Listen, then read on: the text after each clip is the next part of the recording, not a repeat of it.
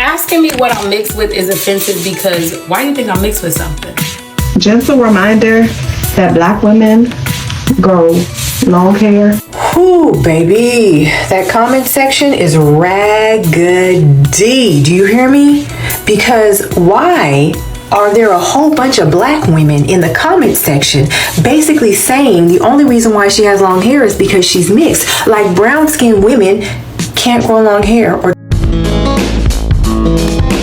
In today's video, we'll be clearing this misconception around Black women with long natural hair. And way many people believe that Black women cannot grow their natural hair unless if they are mixed with something else, you know, and that means biracial, unless they're maybe biracial kids, that the only Black race that can grow long natural hair. And this lady had gotten a lot of hate in the comment section because she had shown her long natural hair, and people are like, no, you must be mixed. What are you mixed with? And she felt that it's so offensive. How could you be asking me what am I mixed with because I've grown my long natural hair? Are you Black? Do you believe that you can grow long natural hair? Personally, I really feel like it's a lot of work to grow long natural hair, and sometimes I even don't want to make it like I don't want really to have long natural hair because I feel like it will be hard to manage. But I'm ready to take this challenge. If some people can grow long natural hair, then why don't you? Why can't I do that? Why is that I can't do it? So what's your thought on this? Do you believe that you can grow natural hair? Do you believe that Black women cannot grow their natural hair? Let's try and find out what is that those who have grown their natural hair have done to achieve this goal. Let's clear this misconception. What is that? What do you mean you're going natural? Like, what does that mean? Being natural or having natural hair to me means just embracing the hair that grows out of your scalp, just embracing your identity, embracing how you look. People are always like, oh, it's so unmanageable. Oh, I could never go natural if I had 4C hair. I can't. For me, I was like, this is what's growing out of my hair. So like, it has to be for me because this is what I was born with. I've actually had people come up to me and say, hey, you know, remember when your hair was natural? And I was like, my hair is still natural. Like, there are girls who wear natural hair, but they do so much to make sure that their hair is like the curl that fits a certain pattern. When I used to get perms and my hair looked like this, nobody ever asked me if I was mixed, ever. But now that my hair looks like this, let's get into the waist. And now that my hair looks like this and like this, it's always what you mix with, what you mix with. You got Indian in your family? Like, be for real. My facial features never gave mixed. My skin tone never gave mixed. And that's why I know y'all only asked me that because of my hair. So I'm starting to think that y'all think that Black girls can't grow long hair.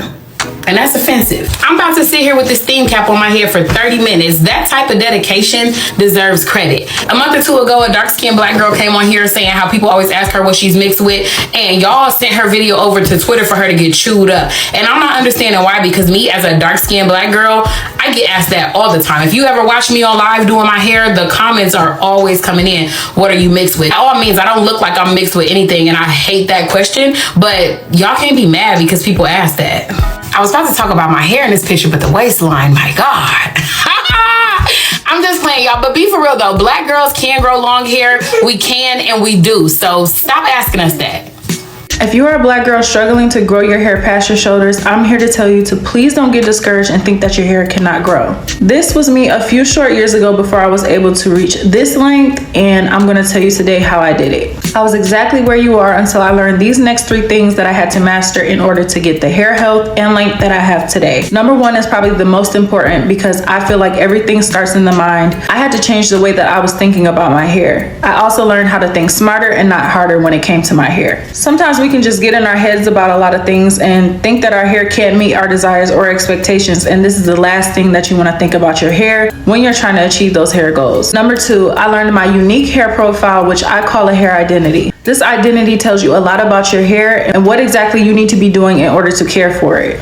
Number 3, I mastered my hair regimen. By crafting a regimen that fit the needs and criteria that my hair identity called for, I saw immediate results as my hair got acclimated to frequent intensive care. For those who believe that African women can't have long hair, here is something to clear your doubts. The Basera Arabs are people in Chad, which is in the West African Sahara. Their women are known to have a very long hair because of their effective ingredients. The mixture has been passed down for generations to generations and is composed of various natural seeds and powders, which includes cherry kernels, mastic gum, cloves, and Sudanese camera perfume oil.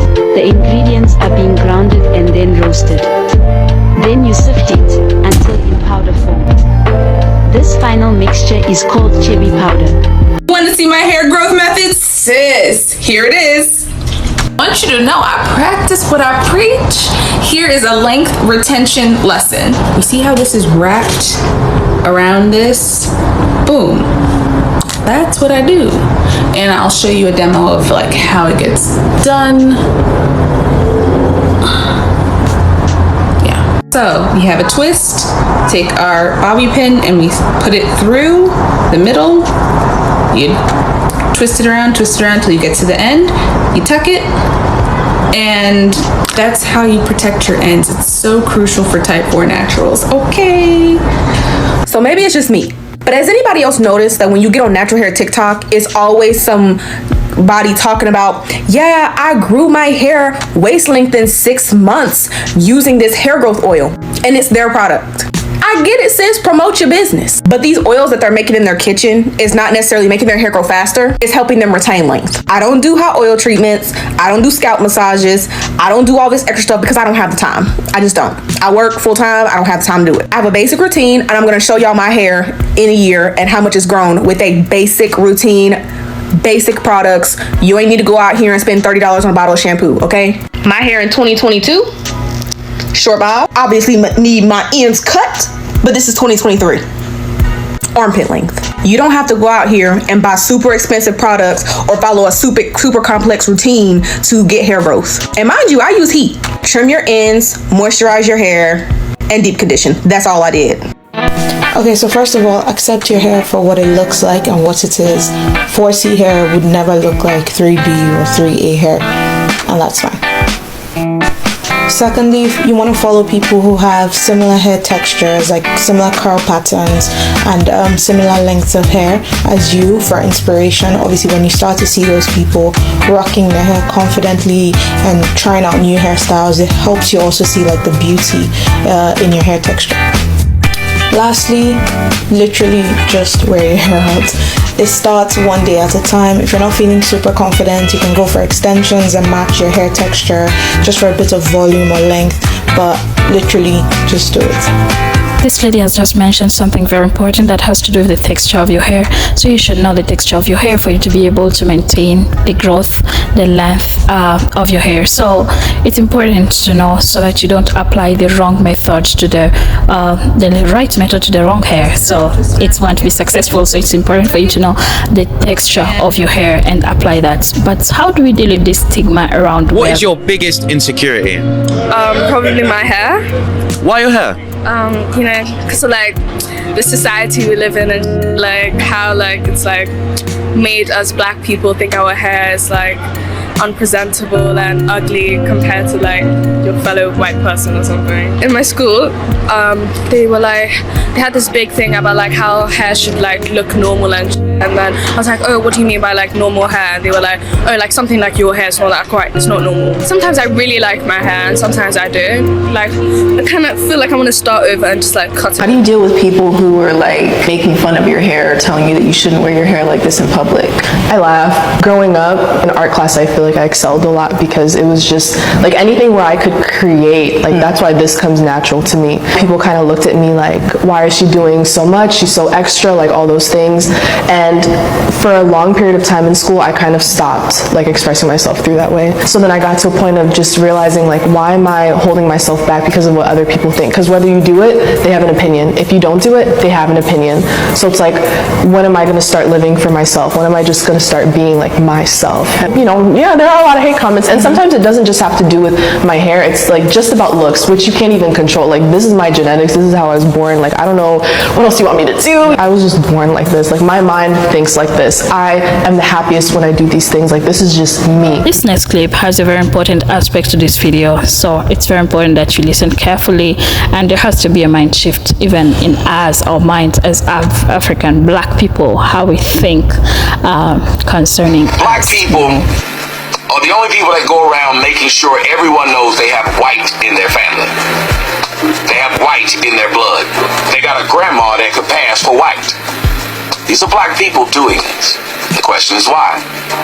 Because how many times have you went to a white person and said, I got black in my family, I got black blood?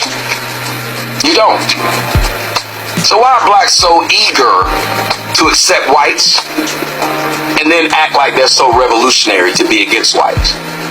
The only reason black people are against whites is if whites are okay with being separate from blacks. Now, I'm not saying there's anything wrong with living alongside whites. What I'm trying to ask is, why are these revolutionary blacks able to sit there and claim how they want to be so pro-black? And yet a place like Ebony can put up 3 mixed and one that doesn't look black. I mean, even by your wildest stretch of your imagination, Zendaya's not black. But she gets a black pass. Because, well, one of her parents are black, so she's black. Black people, that allows you to be able to be infiltrated very easily.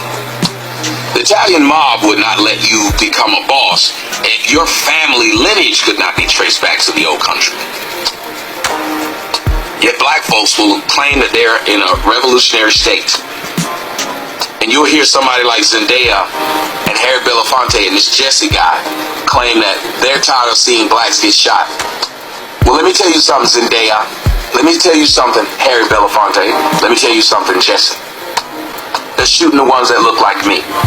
The ones you make fun of and call black and ugly and nappy-headed. That one. The ones who you say, one of the phone callers on my show said, they call my daughter ugly, and I know my daughter's far from ugly because she's mixed. This is exactly what a woman said on my show, black woman. Head full of weed. So she believes that mixed kids cannot be ugly. Many of you believe this. I've seen black women walk up to mixed kids and play in their hair at grocery stores. Hell, I even see a woman do it at, I was at Universal in California. She literally went up to this woman's baby and played in her baby's hair. I'm glad you watched this extent. Thank you so much for stopping by. I must take the challenge. I really have to grow my natural hair. It's looking so beautiful, and the texture, it's so amazing. I would want to grow my natural hair. I think do not forget to subscribe to the channel. Subscribe, give this video a thumbs up for recommendation. Also comment, leave your thought kindly. Are you taking the challenge with me? Share the video. Goodbye for now.